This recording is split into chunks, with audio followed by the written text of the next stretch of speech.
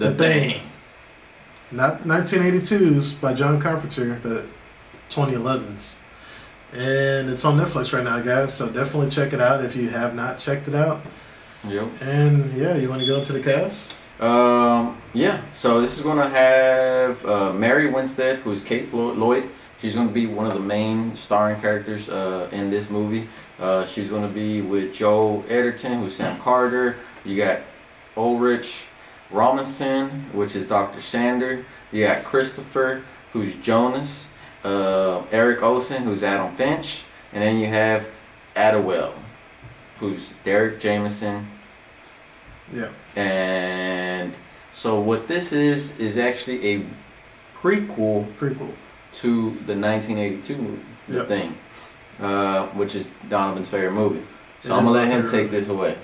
Yeah, so basically it showcases what happened before the 1982 film, and we will get into spoilers here in a little bit, but basically it's going over what happened in terms of finding the thing, what is the thing. They basically experienced it firsthand, and then you jump into 1982's film where they're discovering the aftermath of this 2011 film. So the 1982 film is them discovering what happened in the 2011 movie. Yes, they did the Star Wars. They made episodes 4, 5, and 6 before 1, 2, and 3. Basically. So, we're seeing what happened. And even though it's the past, it's technically the future. It's all weird. Yeah. But anyway, 2011 is trying to show you, hey, this is what happened in 1982's film, but with 2011, I guess, theatrics and CGI and stuff like that. So it's actually a pretty exciting film to get into if you're a fan of 1982's film. And also the fact that it's not a remake, you don't have to go, oh man, they're remaking my favorite movie. No, it's a prequel to your favorite movie. Right. So it's actually not that bad, at least not to me. It kind of shines light on the movie. Yeah. So, at the end, people are like, well, what happens with the dog? You want to know? Go back to 1982. Go back to 1982. Sal is exactly right. So. Yeah, because so this movie here, I guess that's pretty much the gist of it. Pretty much the gist. It goes over what happened before the guys at 1982 movie come to the science base. Yep. Because that's kind of what it is. It's a science lab where they were discovering something and they found it. Yep, they found it, and our main character in this one, Kate Lloyd, she's asked to come on this mission basically in this 2011 one to figure out what it is that they did find and how they can get it out safely. Yeah, because so what happens, the movie starts off with two guys. The movie starts off like that, but that would be considered a spoiler. So I'm going to slow it down a bit. I'm going to catch myself there. Yep. Before we get into spoilers, how did the movie do box office? The movie box office was, honestly, it was $31.5 million. The budget was $38 million, and that's pretty bad. It bad. Plummeted at the box office back in 2011. Mainly, I think, because John Carpenter just put such an impact on everybody from that 1982 film, and it wasn't really broadcasted as a prequel. It looked like a remake, and people don't like remakes, especially that close. 2011 and 1982, they're pretty close. Right. They didn't want to see it, I guess, and so it went downhill. It made $7 million less, and that's today's money numbers. Mm-hmm. So Rotten Tomatoes gave it 34%, and IMDb gave it 6.2 out of 10. Google reviews 3.5, and Metacritic 49%. So it's up and down on reviews. Rotten Tomatoes, it's those top people. Google reviews is average, and the average is probably your people that like the 1982 and don't even want to give this one a chance. And the other half is probably those who are like a standalone film. If this was a standalone film, it's actually a pretty good film. Not the best, not the worst, but it gives you that good sci-fi version and that good horror combined to where it's like, okay, I can sit and watch this film without turning it off the first 10 minutes. So. It reminds me a lot of Aliens. Whenever, it takes you back to, was it 2010, 2009, where Leland Enterprise discovered the ship and everything. So they bring in all these people. Very similar to that. You have a private firm, company. Except these guys are less experienced than that. Yeah. Oh, very, very less experienced. At least, Leland over at Aliens, they came all prepared with real good equipment. They knew what was going on. These guys said, "Oh, we're just gonna find something." We found, a ship. We won't say what type of ship till spoilers, but we found a ship with something inside of it or whatever, or something frozen beside it. So we're just trying to see what it is. Yep. And that's pretty much what goes on. Yeah. In this movie, it just gives me like Alien vibes there. So that's a good comparison when you're thinking it can be a standalone movie. It really can, because it reminds me of that kind of plot storyline, and that was a good movie on its own. For sure, and it's a prequel, so I mean technically you can't. Oh well, the former movie, yeah, it's a prequel, so it basically made the rules previously before they made this one. So I mean before they made the 1982. So it can be a standalone in a way, especially if you haven't seen the 1982. Yep. I mean, you're gonna look at this movie like, okay, it was pretty good, And I think most of the people out there, including myself, have probably watched it, but it's been so long, right, that it's hard to remember. Because I mean, a lot of the times I'm looking at some of the clips and I'm like, I remember watching this movie, right? But it's just such a long time ago. Right, exactly. Yeah. And it's popping off on Netflix. So if you're watching it now, you probably, like Sal said, forgot the original. And you're like, this is just a good movie. Yeah. I mean, it's a pretty good movie. But yeah, I guess you want to give our ratings and then jump to spoilers. Yep. Yeah, most definitely. So my rating for this movie, because I don't have too much memories of the 1982, I actually give this one an 8. Because to me, it was pretty good as far as the action. When it was action came out, I liked it, the plot, the story of, like I said, it reminded me so much of Alien, them going to discover something, having to deal with this creature.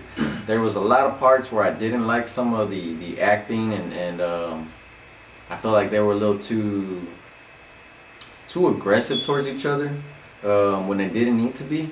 But again, like Donovan said, the rules were already set in place before this movie came out, so it's kind of hard to really sit there and do much with a prequel, because you're having to follow certain things. But sure. It's an 8 to me because it wasn't too bad. I mean, the CGI was pretty good, decent, and I understood the movie. It was pretty good. I liked it. It was Yeah, the more I thought about it, I was saying 6, but I'm thinking I'm giving it a 7 out of 10, because the more I explained it, the more it made sense to me. And especially once I first watched this 2011 film, I was like, oh no, get out of here. But when I watched it again on Netflix, I was like, this is actually pretty good. So 7 out of 10 for me. There were some things with the characters that I did not like, and there were some things that I did like. But that's what kind of brings my score down a little bit. There were some things with the monster that I didn't like, because even though, it's a prequel, there was something made before which showed that the monster, whatever it is that's out there, did some things that, it's doing now, where it's like, well, okay, well, why didn't it do it in the 1982 one? And it's just a lot. And CGI was kind of iffy to me too, but we're going to get all into that, and we're going to jump to our spoilers. Yep. So like, comment, subscribe if you don't want to watch the spoilers. If you're sticking with us, spoilers time. Let's take her down.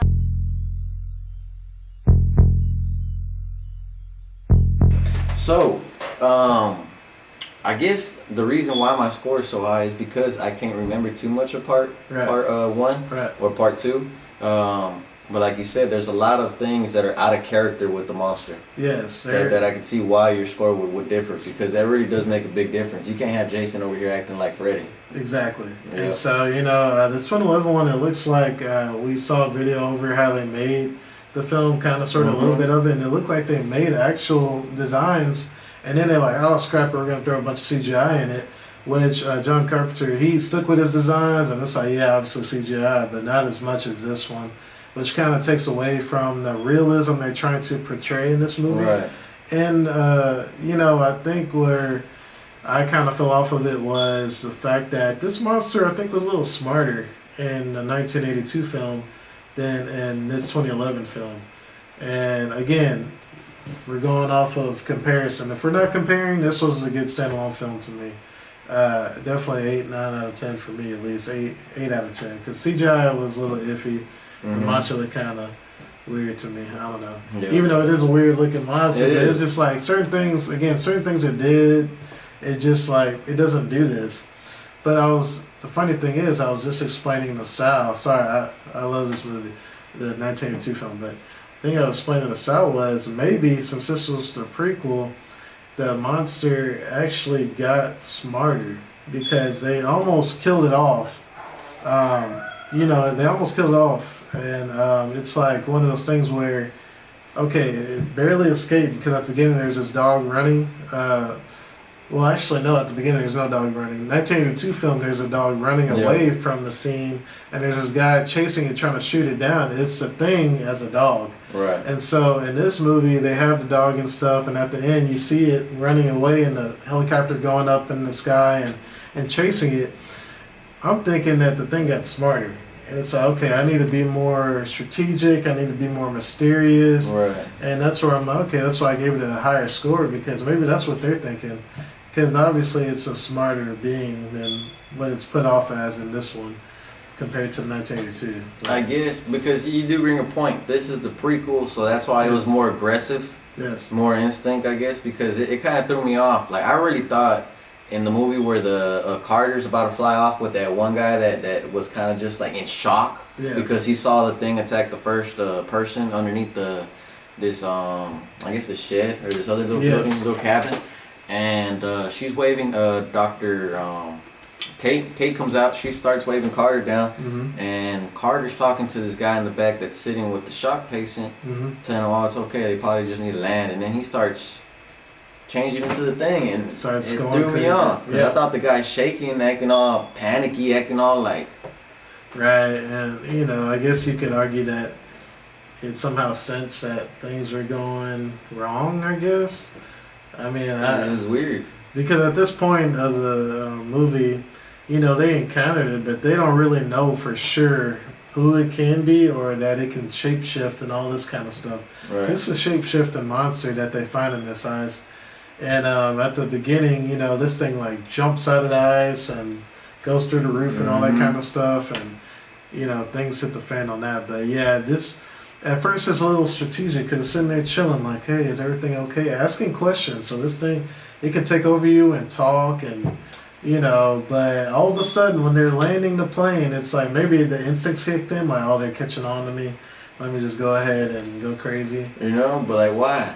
Yeah. And another thing too, I didn't like the fact that they crashed and somehow the thing died out there, but they didn't die. Yeah, they were in a helicopter and the thing went off, so they like went off. In a helicopter crash, you're probably gonna die. They crash landed, and next thing you know, like 20 minutes later in the movie, they're back. Yeah, Carter and they're all like freezing. Yeah, Carter and Derek. Yep. They're sitting there freezing and all this kind of stuff. It's just like, wait a minute, how did y'all survive? But the thing didn't survive, which is an alien that can literally take over your bodies. It's just like, what? And Carter was the real. He was the real. Yeah, human throughout the whole movie until like the last 5 minutes. The very end, where she was smart. She said, "I've always known you're human because of your earring, because the thing can't copy, objects that aren't a part of you. It's gonna spit like if you have like feelings or whatever. Only biological forms or whatever the actual scientific term. It can't copy material stuff. Foreign things. Right. So that was kind of thrown in there to me. I understand. Sam Carter was a big deal in the movie. I thought he was a main character too until it looked like they killed him off. Yeah. It's like, don't just randomly bring him in like, oh, I'm okay. Yeah, even though the thing is dead. I'm like, how'd that happen? Yeah. And then you made it all the way across because it looked like they crash landed way out there. And, it's like... Walking. Yeah, exactly. Negative, like, what, 30? Yeah, really. Yeah. And they're just, all they're doing is shivering. Nothing else is wrong with them. But they were able to jump Lars and take his flamethrower. Yeah. They had enough energy to do that. They had enough energy, enough power to do all that kind of stuff. Seriously. It's just like... made no sense. I don't... Yeah, the acting was kind of iffy to me. It was. Like, you're sitting there thinking, but I guess it was to throw you off of the scent, who is the thing, true. And you were saying how they were aggressive with each other. I guess you could argue that you're aggressive because you really don't know who's who. So you're sitting there, you're blaming me. No, it's you. Yeah. You know what I mean? Kind of like when, the kids get in trouble. Well, no, he did it. Or, no, you did it. No, and just back and forth. Kind of like Rush Hour. Well, nobody was using their common sense. Nobody was using common sense except for Kate. Yeah. She was the only one. Yeah. They could have sat there and said, okay, if they can't mimic any foreign material, let's sit here and give everybody a piercing. See who takes it. You know, Adam Finch at first he had common sense because he was the one making. It's this other doctor, I guess. There, he was the one making the actual test to see. Because at this time, I think 3 or 4 people died. They're like, all right, we need to figure out who it is. Yeah. Once they figured out, he could shapeshift. So he was in there making the test, and then next thing you know, the lab gets destroyed because he claims he was out taking, using the restroom or whatever. But he was so iffy about even admitting that he saw what he saw. Yes. Oh, I don't know what I saw, Kate. I don't want to say anything. It's like, dude, are you human or not? Like, yeah. Are you trying to help figure it out what's going on, or are you over here trying to sabotage everything and not really Yeah, it was just too much. The character development fell flat throughout the movie. There you go. Yeah. You know, that's what it was. The character development was just like, okay, you're the smart guy. You're Adam Finch right now who is making a literal test to see who's who. And then all of a sudden you're like, oh, I'm not going to go through with this other test, you know, because the lab burned down. So he didn't have his test, but he's not going to go through with Kate's test. It's like, don't you want to figure this thing out? Like, he was just so, like, he showed so much resistance. Maybe the fear. I don't know. Yeah, you don't know, and that's what sucks because you're sitting there wondering the whole time, why? Why, exactly. But you got the thing playing tricks too, because it's like, no, you know, this, that, and the other. True. It's you. No, it's you. So you just never know, I guess. You never know. I knew it was the main guy that they hired him whenever he was on the floor. Yep. And they picked him up. I had a feeling he was going to turn on him. For sure. He had to turn on my little Irish dude, though. Yeah. Redhead, you know? Yeah, that dude was pretty cool. And that's another thing, too. I did like the language barrier that they presented in this one. You only get a little taste of that in the 1982 one at the very beginning. You know, when they encounter him from the lab. But in this one, it's like back and forth. You're having a language barrier. You're having all type of stuff interact. Everything going on right now. So seriously, the whole Norwegians didn't want to deal with the Americans. Yeah. Like, no, they're the aliens. They're at each other's throats, which I thought was good. Because you got this going on, and you got somebody else, the thing, as the actual monster. So it's like, okay, what are you more worried about right now? Yeah. And Kate's like, look, because she had one of Norwegian's guys on her side. But then stuff hits the fan. One of theirs people goes missing by the Americans, and so which is Lars. Lars was her dude. Yes. Yep. And he's the guy that you see get killed at the beginning of 1982, which we just clarified earlier today. Exactly. It's crazy, but it all went full circle. All went full circle, so it's pretty cool.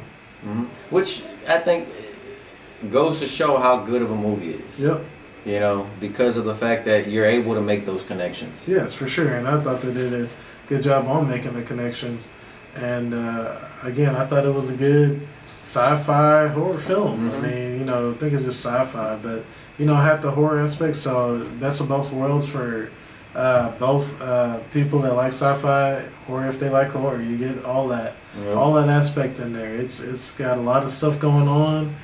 And you don't even know who it is. You're just like, I think it's this person. I think it's that person. So, you know, all in all, I thought it was a pretty dope movie. Again, I gave it a 7 out of 10. Sal, 8 out of 10. Yep. So. And to explain why you see a difference in characters going over this review, it's just like you said, it did get smarter.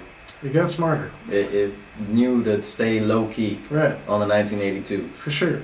Because at the end, you can tell Lars, he's chasing the dog down. You know, he's in a helicopter chasing, you know, shooting at it and stuff like that, trying to kill it, trying to stop it from getting to humanity or to anyone else. And so during that, you can actually tell as it's the dog at the beginning of that movie that's just walking around, taking in its scene, because it just got back from killing all these people and taking over and almost dying itself. So it's like, okay, I'm going to play it smart this time.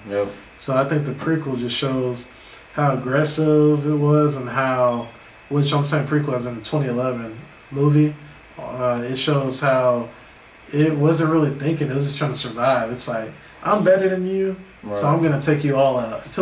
Until they ran into a blowtorch, and it's like, oh, I'm not that strong. That's really what it is. Yeah, I mean, he they was. blew up the ship. Mhm. You know, so it's like I'm really not that good. I gotta test the waters a little bit Mhm. before I start killing people. So Yep.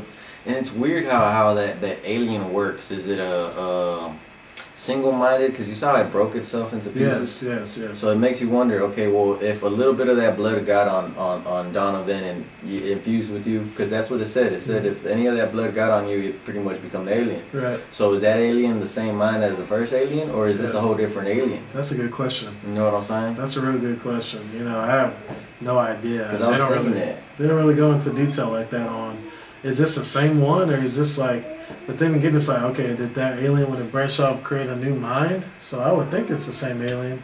It just had that doppelganger effect. And then it's like, if it infected 2 or 3 different people, is it still that one mind controlling all 3? Or is it like Infinity Pool? You get what I'm saying? Or it's just a whole different thing, and it's its own thing. It has the memories and everything, but it's a different.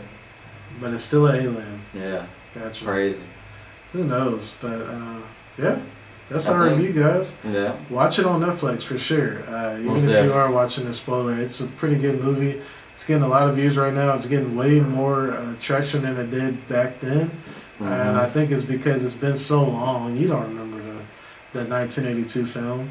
And if you're watching it, you're like, okay, it looks better than a lot of sci-fi horror movies we have seen. So yeah. Yeah, and I mean Netflix has pretty much shown us a lot of good history movies, or a lot of good movies that have been made throughout the history. Yes. It was just a matter of time before they get it on there. It gets more love now than it did before. So a lot more. Yep. Well, guys, I think that's it. That's it. Check it out, guys. If you haven't seen it, please like, comment, subscribe down below, and we'll see you guys on another review from another perspective. Peace. Cool.